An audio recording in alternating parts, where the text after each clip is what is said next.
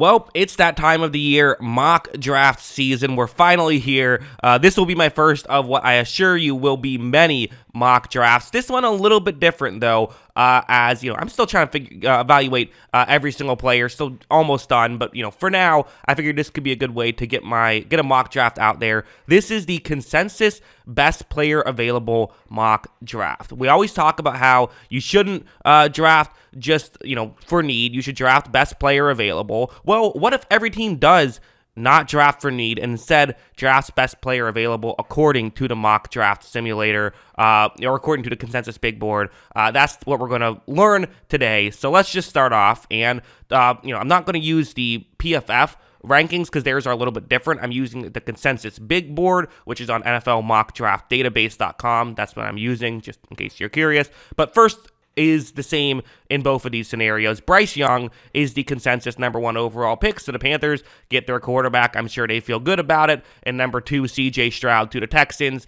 Very likely what will happen in the actual draft, it seems like. Number 3, the Cardinals would get Will Anderson. Again, so far, hit the wrong thing. So far, this is something that very much could happen in the real draft is, kind of interesting there. But again, consensus mock drafts, big board, part of how it works is it compiles all the mock drafts. People tend to draft based on need a little bit, so it makes sense at the top that it might not be too different. Number 4, though, again, we're still going with what could happen. Anthony Richardson to the Colts. I'm sure the Colts would feel very happy about something like this. And Jalen Carter to the Seahawks at number 5. Again, so far, this totally seems like a reasonable mock draft at this point. Christian Gonzalez is next, lower on the PFF big board, but higher on the the regular big board. So Christian Gonzalez would help out the Lions cornerback room a lot. And then you have something like the Falcons, who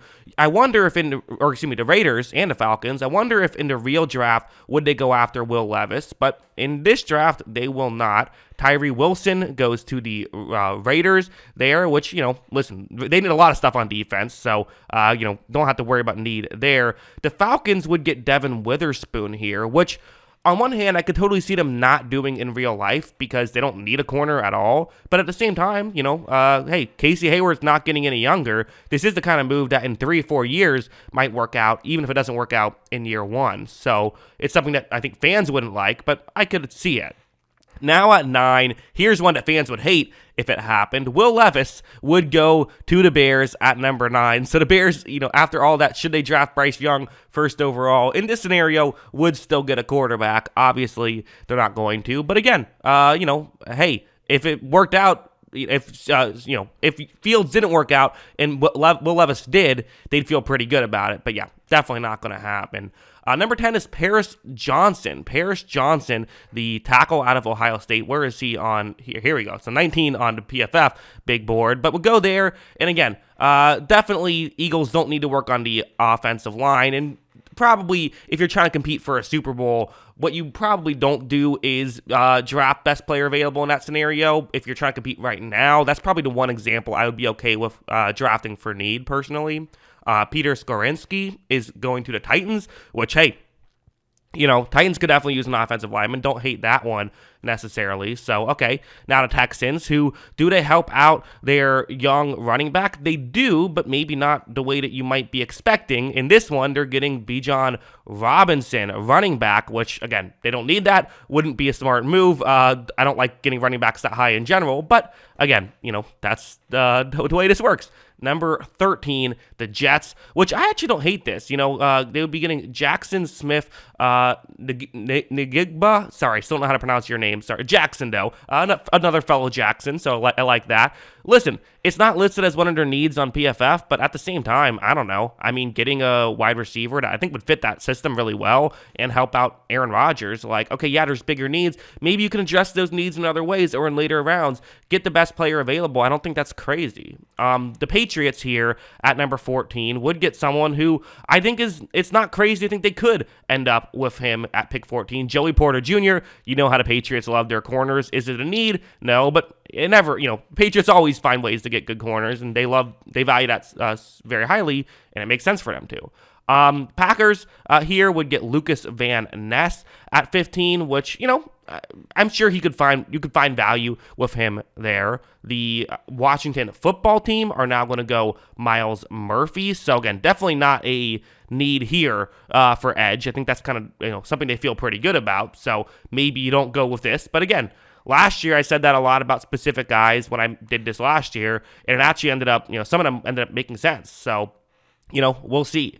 Number 17, Quentin Johnson to the Steelers. Another one that, again, is that a need? No, but I actually would be in favor of this pick. For one thing, I really like Quentin Johnson as a prospect. I think he's underrated. But also, I think that, I just think that getting the best player available at pick 17 makes more sense than trying to find a perfect need when you're realistically good, but I don't know if you're Super Bowl good just now. So just try to build talent, get the most talent possible. If you have too much receivers, that's a problem you can fix. I don't know. I think he would be a good pick there. Number 18, the Detroit Lions would get Nolan Smith. Nolan Smith, the edge rusher out of Georgia. So again, not a need, but you know what? Why not? Why not go after Nolan Smith? Have Nolan Smith on one side, Hutchinson on the other. They already got Christian Gonzalez at pick 6. Get some defense. I could see it.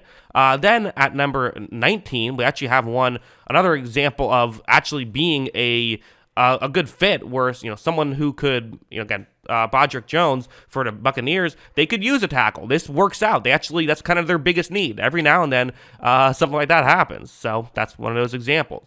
Number 20, we have Jordan Addison going to the Seattle Seahawks, which again, I wouldn't hate. Is that their biggest need? No. But you know what? Why not be great at something? Why not get a great third option? I think Addison would.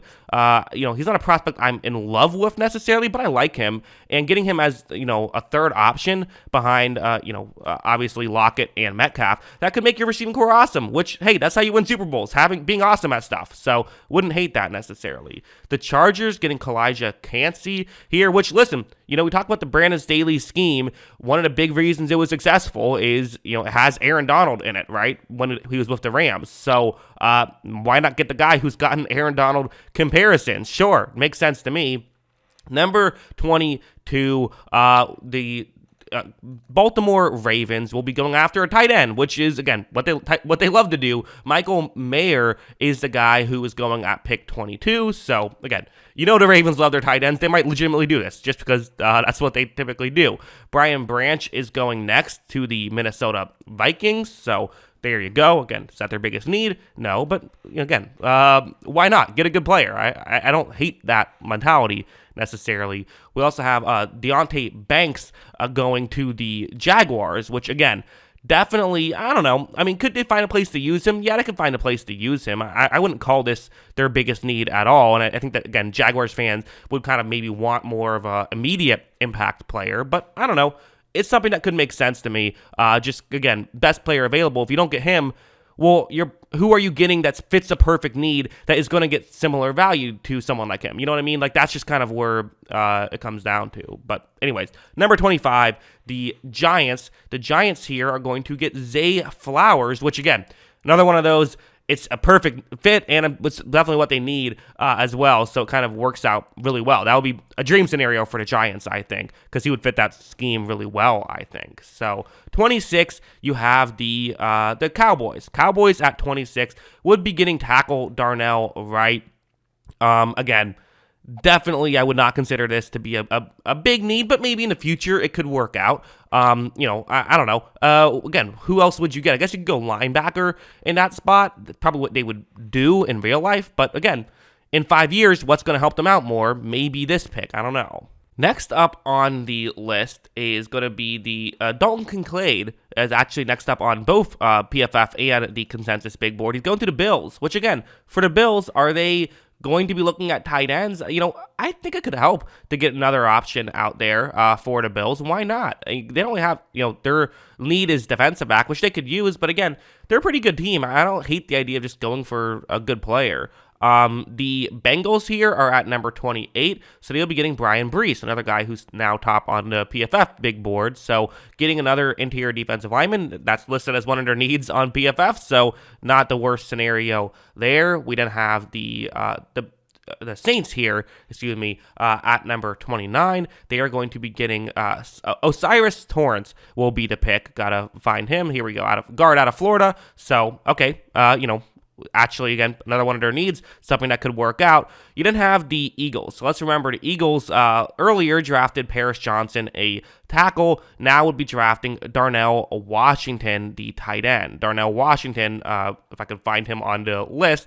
Again, not a need by any means, and PFF is low on him. They don't even have him as a second-round pick. So, people disagree on Darnell Washington. But again, for a team like the Eagles, you're trying to win a Super Bowl. Well, yes, I understand the logic of try to fill a need. At the same time, there's part of the logic, too, of try to get the best player you can get and see if that's the way to win a Super Bowl. I don't know. It's interesting. For the Chiefs, getting Mazi Smith would be interesting. That would be their, that would be the final draft, the, consensus big board rankings. Here it is, once again, one last look at it. It's an interesting exercise. It's interesting to see what would happen if something like this happens. How many still would make sense, how many wouldn't make sense. It's not a ton of there's a lot of people that would be like, why are we doing this kind of picks? But at the end of the day, you're getting the best player available. Not a lot of this just wouldn't make any sense. Again, do the Eagles need a tackle at 10? Maybe they would rather go somewhere else.